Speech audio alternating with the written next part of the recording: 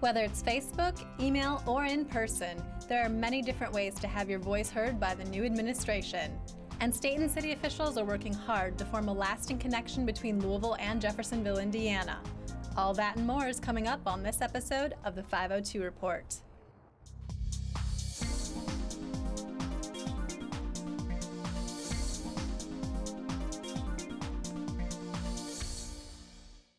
Hi, I'm Nikki, and welcome to this episode of the 502 Report.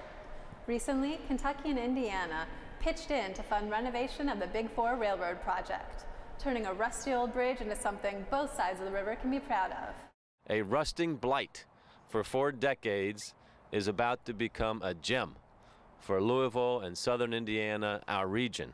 You will soon be able to walk or bicycle across the Ohio River from downtown Louisville waterfront into Indiana as early as 2013. The historic bridge, which was built for railroad traffic in 1895, will be turned into a pedestrian bridge. This is going to enhance the community, and I'm really looking forward to it because I think it shows a lot of the young people that your backyard is bigger than just walking out your back door, that this is part of your community. And I am so excited that we're joining these two cities together by this, something that people can get out, whether you want to bike it later on or if you want to walk. It's amazing. The views of the region from the bridge are simply breathtaking no matter what time of day you're up there, whether it's when the sun's coming up in the morning or the sun's setting in the west against our downtown, against southern Indiana. They're just priceless views that people are going to love that. Governor Steve Beshear and Indiana Governor Mitch Daniels agreed to fund the construction of the pedestrian and bicycle bridge. A portion of the spiral ramp located in Waterfront Park has already been completed.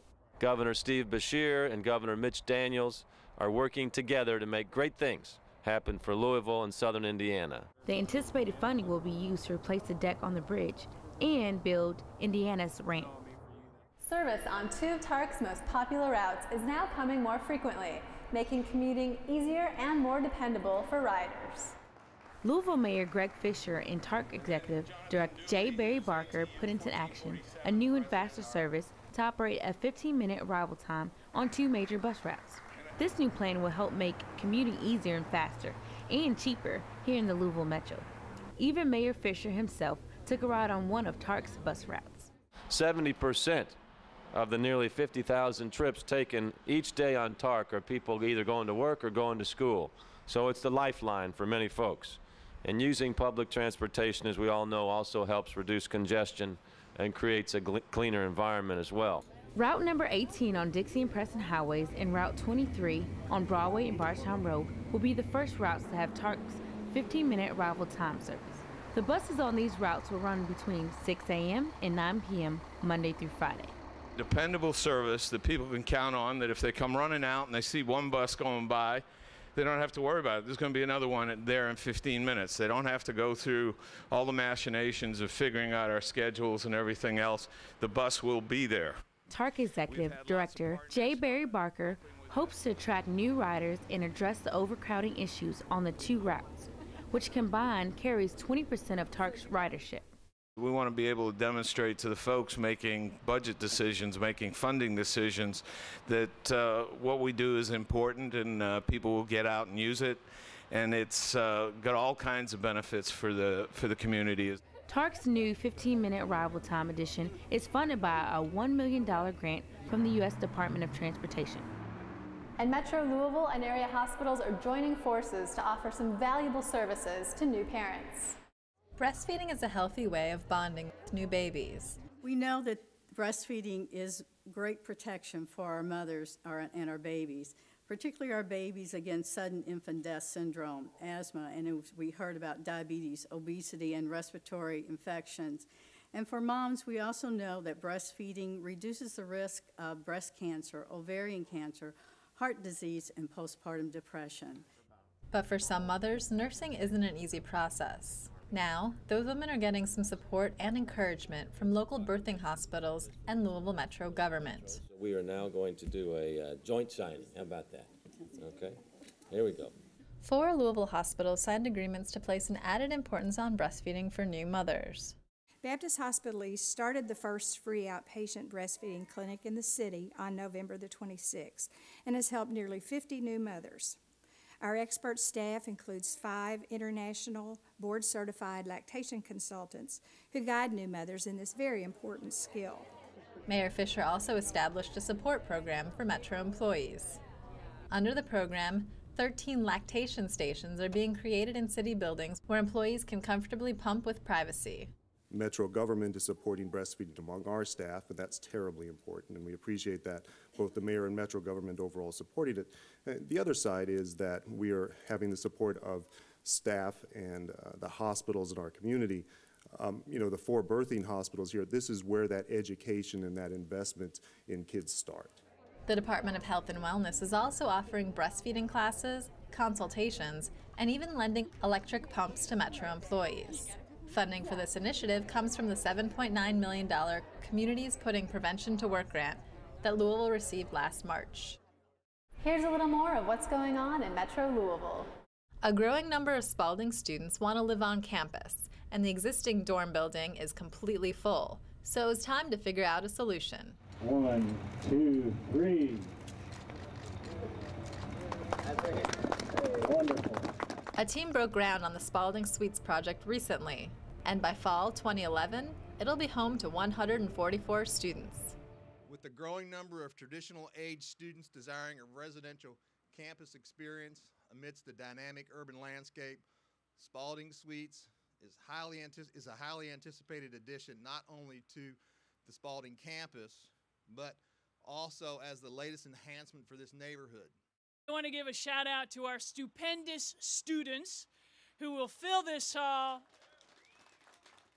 and bring to this hall the warmth created by the friction of friendly minds.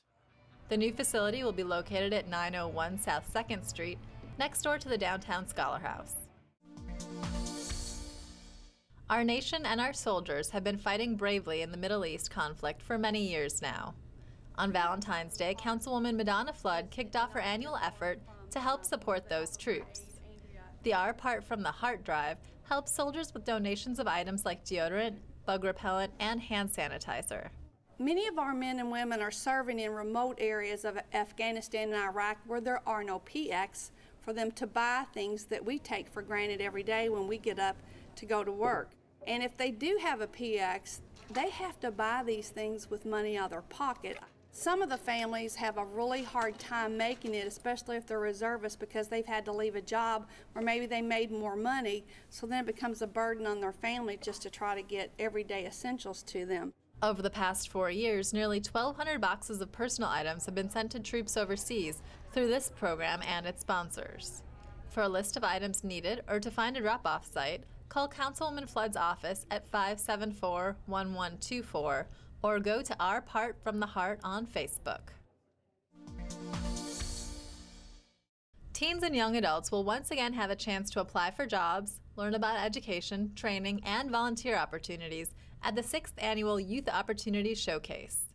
They do get a lot of advice, a lot of good guidance, and again, it's a wonderful opportunity, not just to figure out how to enter the job force, but to have a real job for the summer that can, again, help support their families. The showcase will be held Saturday, March 5th at the Kentucky International Convention Center from 10 a.m. to 2 p.m. and is free for employers and attendees. I want to personally thank all those individuals and companies that have stepped forward to participate in this program. They can have a lifelong positive impact on a teenager's life and may even introduce them to future careers. So far, Churchill Downs, UPS, Home Depot, and Taco Bell are participating with about 550 full and part-time summer jobs. Many young people oftentimes learn how to dress, how to act in the workplace, how to talk, how to behave themselves, etc.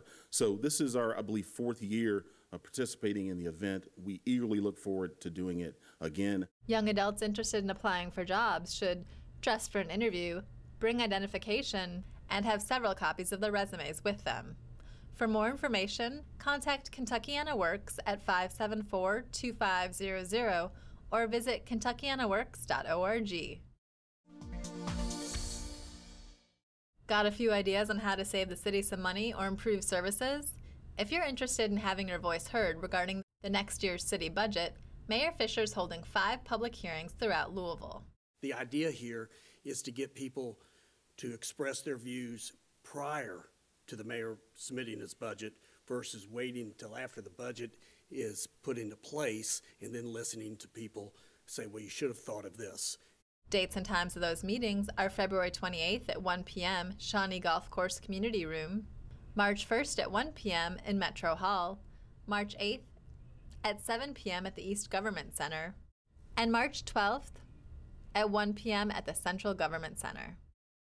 You can also get a chance to talk to Greg at a new series of meetings held every other month on the second Monday of the month. Fisher will be joined by city department directors, mayor's office staff, and Metro Council members. The first of these Talk to Greg meetings will be at the Carter Elementary School cafeteria on March 14th from 6 to 8 p.m. If you want the latest, the Facebook is the way to get it. And citizens can always talk to Greg by visiting his Facebook page or sending him an email at greg.fisher@louisvilleky.gov. The Newburgh Library's site selection, access to public transportation, rain garden, and overall energy performance have earned it a Silver LEED certification. LEED recognizes environmentally friendly projects nationwide, and projects have to undergo a rigorous application process to qualify. This is the first Metro government building to earn a LEED certification. Thanks for watching this episode of the 502 Report. Take care.